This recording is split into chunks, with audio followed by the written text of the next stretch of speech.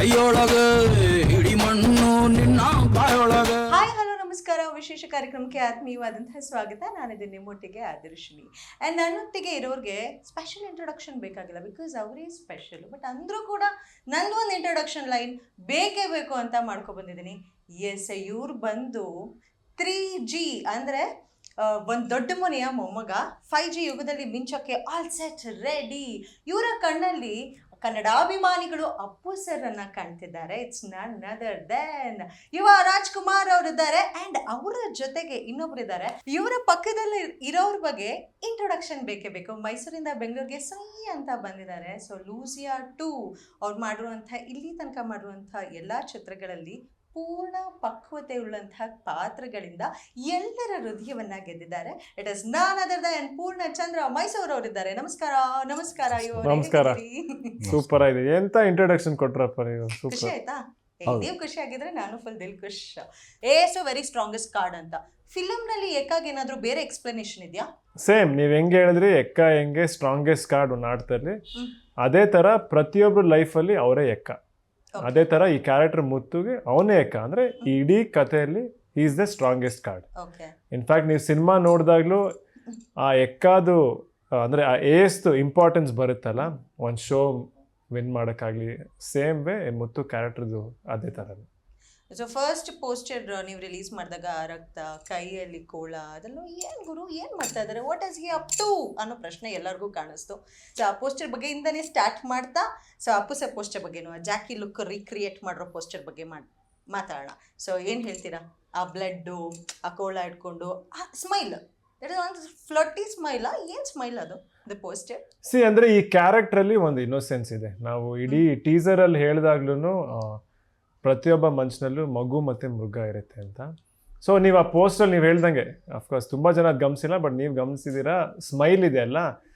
So ಅಂಥ ಒಂದು ರಾಕ್ಷಸ ಥರ ಇರೋನು, ಫುಲ್ ರಕ್ತ ಇದ್ರು ಅವನಲ್ಲಿ ಒಂದು ಇನ್ನೋಸೆನ್ಸ್ ಇದೆ ಅಲ್ಲ, ಆ ಇನ್ನೋಸೆನ್ಸೇ ಆ ಸ್ಮೈಲ್.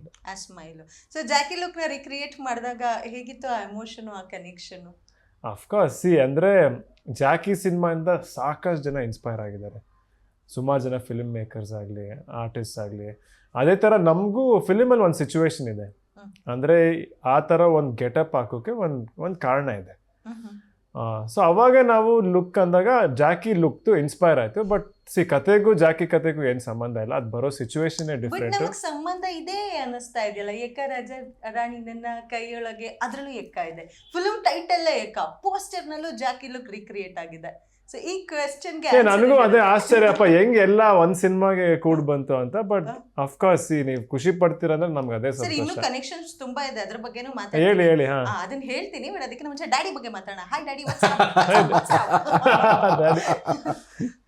ಎಲ್ಲವೂ ಬಹಳ ಅಪ್ಪಾಗಿದೆ ಇವಾಗ. ಅಂದ್ರೆ ಟೆನ್ಷನ್, ಒಂದು ಕ್ಯೂರಿಯಾಸಿಟಿ ಮತ್ತು ಒಂದು ಅಲ್ಲ, ಒಂದ್ ನಿಮಿಷ ಡ್ಯಾಡಿ ಬಗ್ಗೆ ಮಾತಾಡೋಕ್ಕಿಂತ ಮುಂಚೆ ಸರ್ ಏನಾದ್ರು ಕ್ಲಾಸ್ ತಗೊಂಡ್ರಾ? ನೀವೇನಾದ್ರು ಕ್ಲಾಸ್ ತಗೊಂಡಿದ್ರ ಸರ್ಗೆ?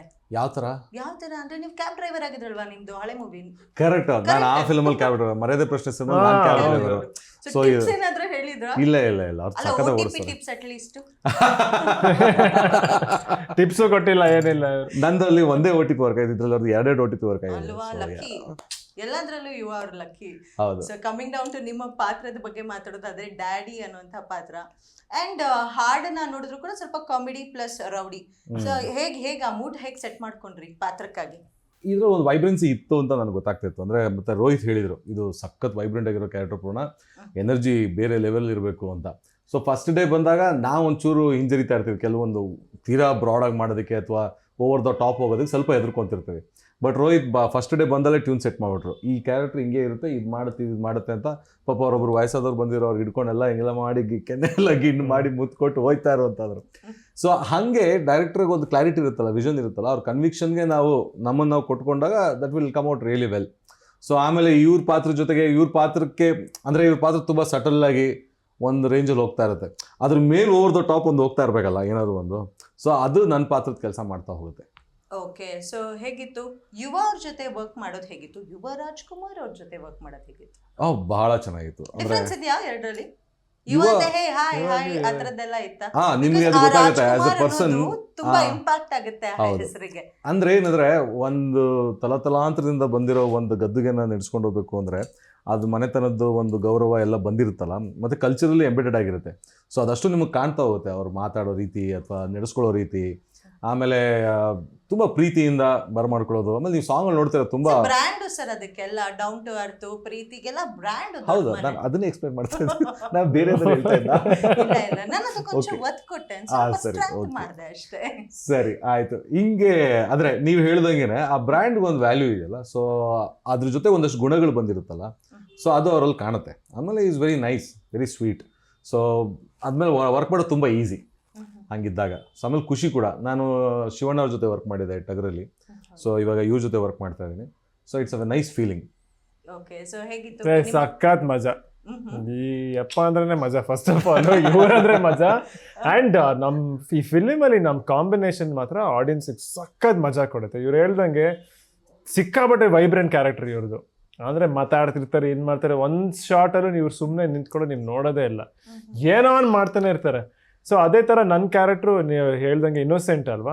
ಸೊ ಇನ್ನೋಸೆನ್ಸ್ಗೂ ಈ ರಾಕ್ಷಸನ್ ತರ ಬದಲಾಗೋಕ್ಕೂ ಒಂದು ಫೇಸ್ ಇರುತ್ತೆ. ಸೊ ಆ ಫೇಸಲ್ಲಿ ಸಖತ್ ಇಂಪಾರ್ಟೆಂಟ್ ಕ್ಯಾರೆಕ್ಟರ್ ಇವರು. ಆ್ಯಂಡ್ ಎಷ್ಟು ಮಜಾ ಮಾಡಿದೀವಿ ನಾವು ಲೈಕ್ ಶೂಟಿಂಗಲ್ಲಿ ಅಂದರೆ ಅದು ನಿಮ್ಮ ಸ್ಕ್ರೀನ್ ಮೇಲೆ ನೋಡಿದಾಗ ಆ ಮಜಾ ಕಾಣಿಸುತ್ತೆ. ಅಂದರೆ ಬಿಯಾಂಡ್ ದ ಸ್ಕ್ರೀನ್ ನಾವು ಎಷ್ಟು ಚೆನ್ನಾಗಿರ್ತೀವಿ ಜೊತೆಗೆ, ಮತ್ತು ಎಷ್ಟು ಈಸಿ ಆಗಿರುತ್ತೆ ವರ್ಕ್ ಮಾಡೋದು, ಅದು ನಿಮ್ಮ ಸ್ಕ್ರೀನ್ ಮೇಲೆ ಕಾಣುತ್ತೆ. ಸೊ ಆ ಪ್ರಾಸೆಸ್ಸಲ್ಲಿ ಹೋಗ್ತಾ ಹೋಗುತ್ತೆ. ಆಮೇಲೆ ಕಾಂಪ್ಲಿಮೆಂಟಿಂಗ್ ಅಲ್ಲ, ಎವ್ರಿ ಫಿಲಮಲ್ಲಿ ಪ್ರತಿ ಪಾತ್ರನೂ ಒಂದಕ್ಕೊಂದು ಕಾಂಪ್ಲಿಮೆಂಟಿಂಗ್ ಆಗಿರಬೇಕು. ಸೊ ಇದ್ರಲ್ಲಿ ಗೊತ್ತಾಗ್ತಾ ಹೋಗುತ್ತೆ. ಆಮೇಲೆ ನಾನು ಕೆಲವೊಂದು ಕಡೆ ಜಾಸ್ತಿ ಮಾಡ್ತಾ ಇದ್ರು ಇವ್ರ ಪಾತ್ರ ಅದಕ್ಕೊಂದು ಸ್ಪೇಸ್ ಕೊಡಬೇಕಾಗತ್ತಲ್ಲ, ಆ ಪಾತ್ರ ಹಂಗೆ ಕೊಟ್ಕೊಂಡು ಹೋಗುತ್ತೆ. ಸೊ ಅಲ್ಲಿ ನನ್ನ ಪಾತ್ರ ಎಲಿವೇಟ್ ಆಗೋದ್ರ ಜೊತೆಗೆ ಈ ಪಾತ್ರದ್ದು ಅದಕ್ಕಿಂತ ಜಾಸ್ತಿ ಎಲಿವೇಟ್ ಆಗ್ತಾ ಹೋಗುತ್ತೆ. ಯಾಕೆಂದರೆ ಈ ಪಾತ್ರ ನಾವು ಇವ್ರು ಹೇಳ್ದಂಗೆ ಒಂದು ಇನ್ನೋಸೆನ್ಸ್ ಫೇಸಿಂದ ಒಂದು ರಾಕ್ಷಸ ಪಾತ್ರಕ್ಕೆ, ಅಂದರೆ ರಾಕ್ಷಸಕ್ಕೆ ನಾವು ಹೋಗ್ತಾನೆ. ಸೊ ಆ ಚೇಂಜ್ ಓವರ್ ಇದೆಯಲ್ಲ, ಅದು ತುಂಬ ಸಟಲ್ಲಾಗಿ ಹಿಂಗೆ ಹೋಗಬೇಕು. ಸೊ ಅದು ನಿಮಗೆ ಸಿನಿಮಾದಲ್ಲಿ ನಿಮ್ಗೆ ತುಂಬ ನಿಚ್ಚಳವಾಗಿ ಕಾಣುತ್ತೆ. ಒಬ್ಬ ಮನುಷ್ಯ, ಒಬ್ಬ ಇನ್ನೋಸೆಂಟ್ ಆಗಿದ್ದು ಹಾಗೆ ಹೆಂಗೆ ಬರ್ತಾನೆ ಅಂತ. ಅದರಲ್ಲಿ ನನಗೆ, ನಾನು ಇವ್ರು ಪ್ರೀವಿಯಸ್ ಸಿನಿಮಾ ಕೂಡ ನೋಡಿದ್ದೀನಿ, ಈ ಸಿನಿಮಾನ ನೋಡಿದ್ದೀನಲ್ಲ. ಸೊ ಆ್ಯಸ್ ಆ ಫಿಲಮಲ್ಲಿ ಇದ್ದಿದ್ದು ತುಂಬ ಸೀರಿಯಸ್ ಪಾತ್ರ, ಇದರಲ್ಲಿ ಮಜಾ ಮಾಡಿದ್ದಾರೆ ಇವರು. ಅದು you can see it on the screen. ಅಂದರೆ he has enjoyed the whole process of it. So ಆ ಮಗು ಜೊತೆ ಇರ್ಬೋದು, ಆಮೇಲೆ ನಮ್ಮ ಜೊತೆ ಇರ್ಬೋದು, ಎಲ್ಲವೂ ನಿಮ್ಗೆ you will start accepting him more. Okay, yeah. So first ಮೂವಿಗೂ ಈಗ ಮಾಡ್ತಿರುವಂಥ ಸೆಕೆಂಡ್ ಮೂವಿಗೂ ನಿಮ್ಮಲ್ಲಿ ಆದಂತಹ ಬದಲಾವಣೆಗಳ ಬಗ್ಗೆ ನೀವೇ ಏನಾದರೂ ಗುರ್ತಿಸ್ಕೊಂಡಿದ್ರೆ ಅದು ಯಾವುದು? ಒಂದೇನಂದ್ರೆ ಈ ಫಿಲಿಮಲ್ಲಿ ಕ್ಯಾರೆಕ್ಟರ್ಗೆ ಸಿಕ್ಕಾಪಟ್ಟೆ ವೇರಿಯೇಷನ್ ಇದೆ. ಅಂದರೆ ಈ ಇವ್ರು ನಾವು ತುಂಬ ಒತ್ತಿ ಹೇಳ್ತಿರೋ ವಿಷಯ ಏನಂದರೆ, ಈ ಇನ್ನೋಸೆನ್ಸಿಂದ ಈ ರಾಕ್ಷಸನ ಥರ ಬದಲಾಗೋದಿದೆಯಲ್ಲ. ಪ್ರತಿಯೊಬ್ಬ ಮನುಷ್ಯನಲ್ಲೂ ಅವ್ನ ಲೈಫಲ್ಲಿ ಬೇರೆ ಬೇರೆ ಥರ ಸಿಚುವೇಶನ್ಸ್ ಬರುತ್ತೆ. ಈಗ ಈ ಫಿಲಮಲ್ಲಿ ನೋಡಿದ್ರೆ 2 ಹೀರೋಯಿನ್. ಸೊ ಈಗ 2 ಹೀರೋಯಿನ್ ಅಂದರೆ 2 ಥರ ಕತೆ ಇರುತ್ತೆ, 2 ಥರ ಲವ್ ಸ್ಟೋರಿ ಇರುತ್ತೆ. ಆ್ಯಂಡ್ ನೀವು ರಕ್ತದಲ್ಲಿರೋ ಒಬ್ಬರು ನೋಡಿದ್ದೀರಾ, ಅದೇ ಥರ ಈ ಕಡೆ ನೋಡಿದ್ರೆ ನೋಟ್ ಹಾಕೊಂಡು ಮಜಾ ಮಾಡ್ತಾರೆ. ಸೊ ಆ ಟ್ರಾನ್ಸಿಷನ್ ಇದೆಯಲ್ಲ, ಆ ಟ್ರಾನ್ಸಿಷನಲ್ಲಿ ಸಿಕ್ಕಾಪಟ್ಟೆ ವೇರಿಯೇಷನ್ಸ್ ಇದೆ ಕಥೆಯಲ್ಲಿ.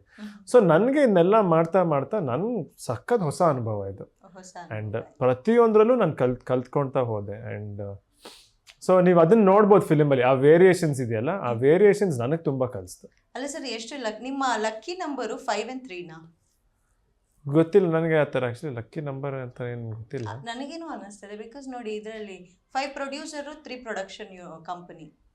ದಿ ಸೇಮ್ ನೆಕ್ಸ್ಟ್ ಮೂವಿಗೂ ಕ್ಯಾರಿ ಆಗ್ತಿದೆಯಂತಲ್ಲ. ಅದು ಕರೆಕ್ಟ್ ಬಿಡಿ. ಈ ಪ್ರೊಡಕ್ಷನ್ ಅಂತೂ ಸಖತ್ ವರ್ಕೌಟ್ ಆಗಿದೆ. ಯಾಕಂದರೆ ಈ ಆಂಬಿಯನ್ಸ್ ಇದೆಯಲ್ಲ, ಈ 3 ಜನದ 3 ಪ್ರೊಡಕ್ಷನ್ ಹೌಸ್ ಕೊಲಾಬ್ರೇಷನ್ ನನಗೆ ಯಾವತ್ತೂ 3 ಸೆಪ್ರೇಟ್ ಅಂತ ಅನ್ಸೋದೇ ಇಲ್ಲ. ನಮಗೆ ಫಸ್ಟ್ ಟೈಮ್ ಈ ಥರ ಆಗ್ತಿರೋದು ಅನ್ಸುತ್ತಲ್ವಾ? ಆಗಿದೆ, ಮುಂಚೆಯಿಂದನೂ ಕೊಲಾಬ್ರೇಷನ್ಸ್ ಆಗಿದೆ. ಬಟ್ ಐ ಥಿಂಕ್ ಇತ್ತೀಚಿನ ದಿನಗಳಲ್ಲಿ ಇವಾಗ ಜಾಸ್ತಿ ಮಾತಾಡ್ತಿರೋದು ಈ ಕೊಲಾಬ್ರೇಷನ್ ಬಗ್ಗೆ. ಬಟ್ ಇಲ್ಲಿ ಯಾವತ್ತೂ 3 ಪ್ರೊಡಕ್ಷನ್ ಹೌಸು ಸೆಪ್ರೇಟ್ ಅಂತ ಅನಿಸಿಲ್ಲ.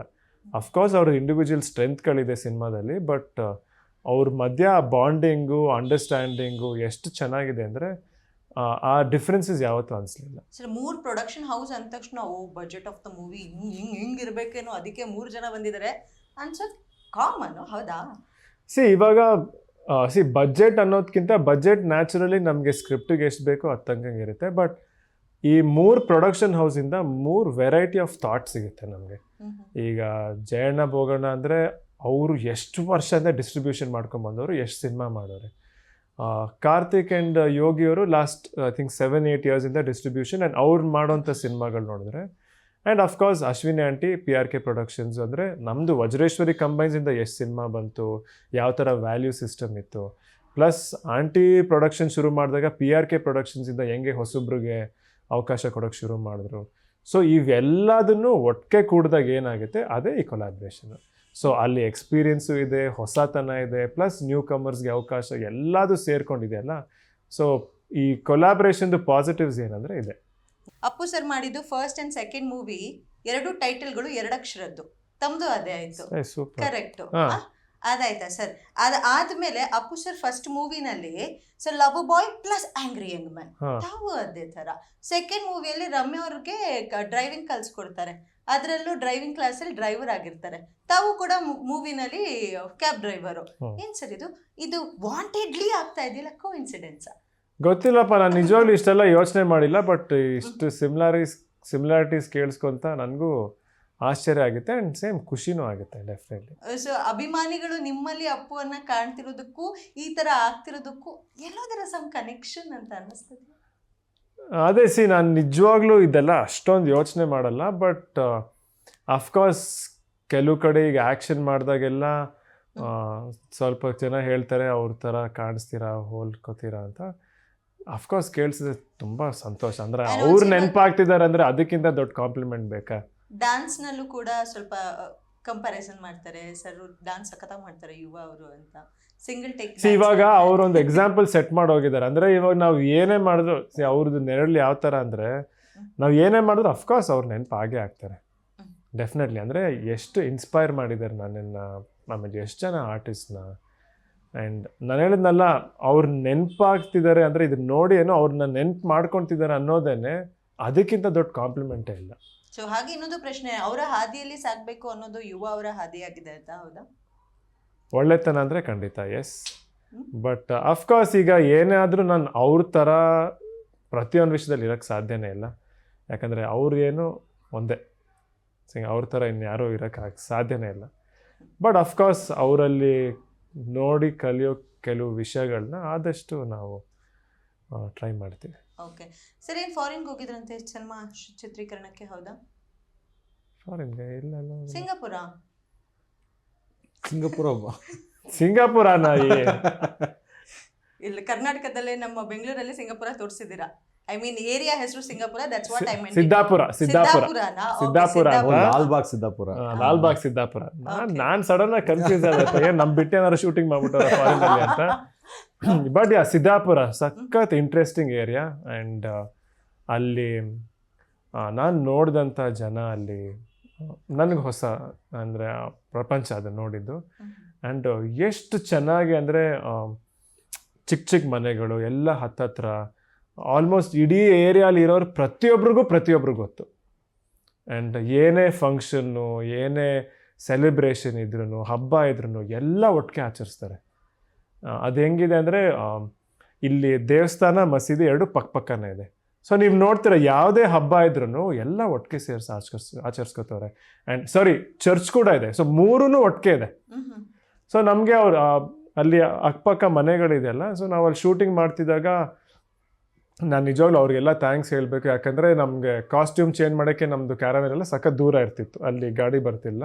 ಪಾಪ ಎಲ್ಲ ಅವ್ರವ್ರ ಮನೆಗಳನ್ನ ಕೊಟ್ಟರು ನಮಗೆ ರೆಸ್ಟ್ ಮಾಡ್ಕೊಳ್ಳೋಕ್ಕೆ, ಕೂತ್ಕೊಳ್ಳೋಕ್ಕೆ, ಡ್ರೆಸ್ ಚೇಂಜ್ ಮಾಡೋಕ್ಕೆ. ಆ್ಯಂಡ್ ಅವ್ರು ಮಾಡ್ತಿದ್ದಂಥ ತಿಂಡಿ ಊಟನೆಲ್ಲ ಕೊಟ್ಟರು. ಸೊ ಅವ್ರ ಲೈಫ್ ನೋಡಿ ತುಂಬ ಸಂತೋಷ ಆಯಿತು. ಅಂದರೆ ಎಷ್ಟರಲ್ಲಿದ್ರೂ ಸಂತೋಷ ಪಡ್ಬೋದು ಅನ್ನೋದನ್ನು ನಾನು ನೋಡಿ ಕಲಿತೆ. ರಾಜರಾಣಿ ನನ್ನ ಕೈಯೊಳಗೆ, ಇಡೀ ಮಣ್ಣು ನಿನ್ನ ಬಾಯೊಳಗೆ.